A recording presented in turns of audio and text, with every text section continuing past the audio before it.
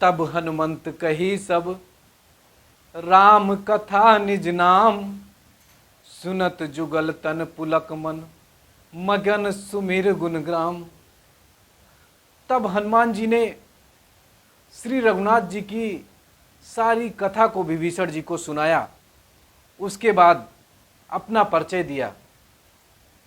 दोनों आपस में ऐसे मिले, दोनों के मन भगवान की कथा को सुनकर प्रफुल्लित हो गया। विभीषण जी ने हनुमान जी से कहा, हे तात, हे पवन सुत हनुमान जी, हे रघुवर के दास, क्या रघुवीर मेरे ऊपर भी कभी कृपा करेंगे? क्या भगवान मुझे भी कभी दर्शन देंगे?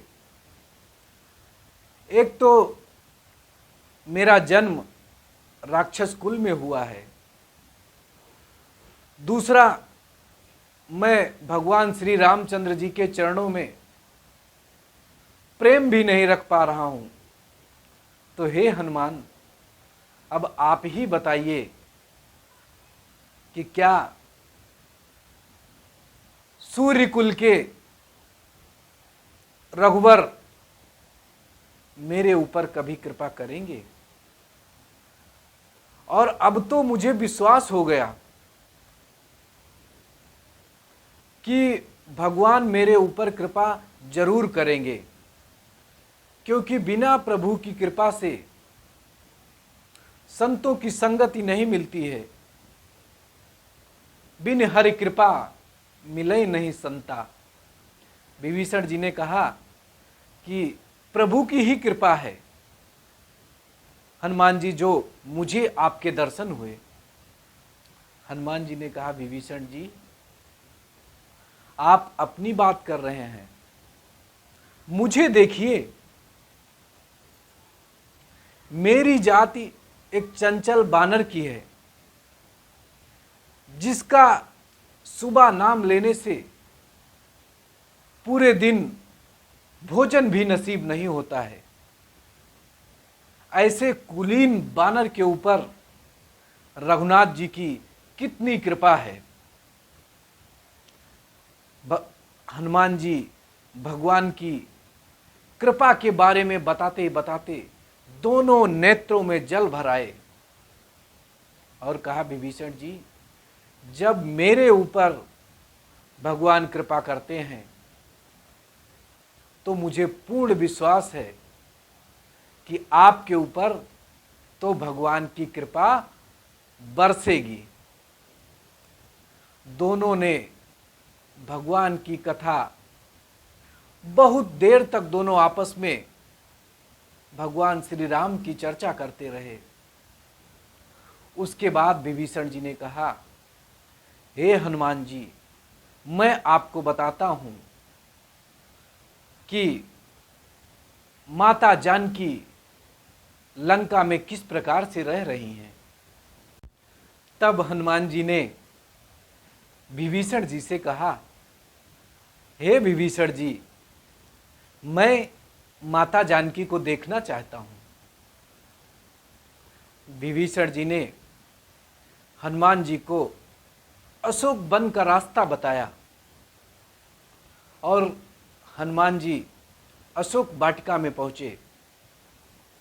हनुमान जी जब अशोक वाटिका में पहुंचे तो पत्तों के पीछे छिप गए और पत्तों के पीछे से माता जानकी को मन ही मन में प्रणाम किया।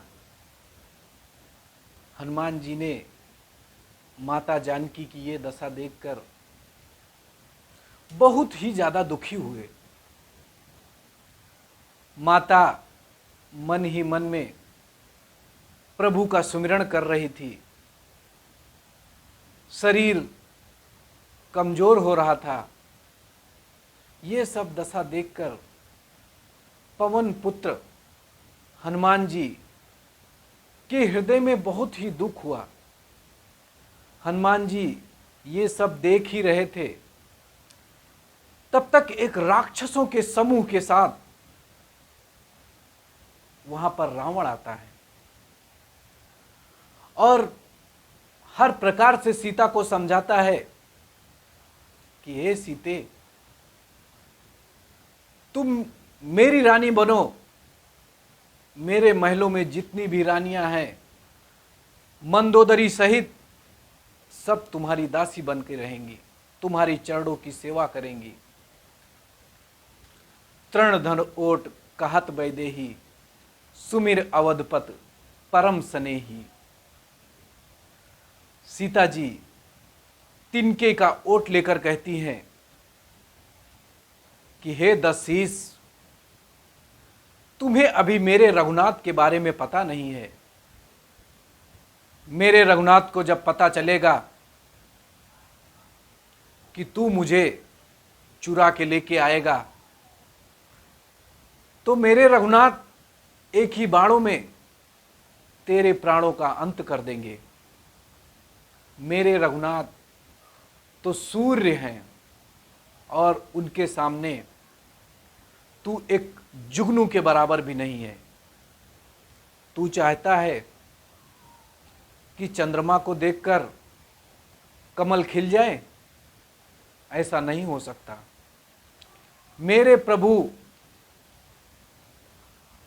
यहां पर आएंगे और मुझे लेकर जाएंगे। अगर प्रभु नहीं आए तो मैं उनकी याद में अपने प्राण त्याग दूंगी।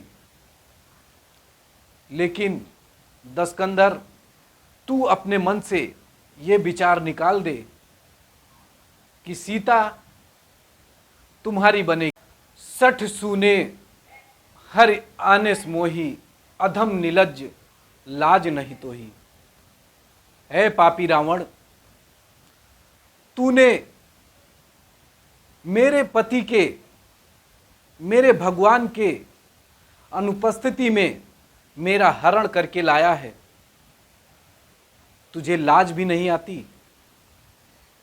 अपने को जुगनू और प्रभु श्री राम को सूर्य के समान सुनकर रावण गुस्से में लाल हो गया और अपनी खड़ग, अपनी तलवार को निकाला। कहा, अभी तेरे सर को काट दूंगा। मुझे जुगनू बताती है और उस बनवासी राम को सूर्य बताती है। मारन धावा मयत नया, कह नीत बुझावा, कहेस सकल निश्चरह बुलाई, सीतह बहुविध त्रासह जाई। रावण तलवार को निकालकर मां सीता को मारने के लिए दौड़ा। तभी मंदोदरी दी बीच में आ गई और बोली, नाथ, ये उचित नहीं है। मंदोदरी की बात सुनकर रावण रुक तो गया, लेकिन सभी राक्षसियों को बुलाकर कहा, सीता को डराओ, धमकाओ, सीता को परेशान करो, ताकि सीता मेरी बात मानने के लिए तैयार हो जाए। और रावण ने कहा, मैं 1 महीने की मोहलत देता हूं। 1 महीने में अगर तुमने मेरी बात नहीं माना तो मैं तुम्हारा धड़ शरीर से अलग कर दूंगा। दोस्तों, आगे की कथा आगे की भाग में बताएंगे। अगर ये वीडियो आपको पसंद आया हो तो लाइक, सब्सक्राइब, शेयर जरूर करें।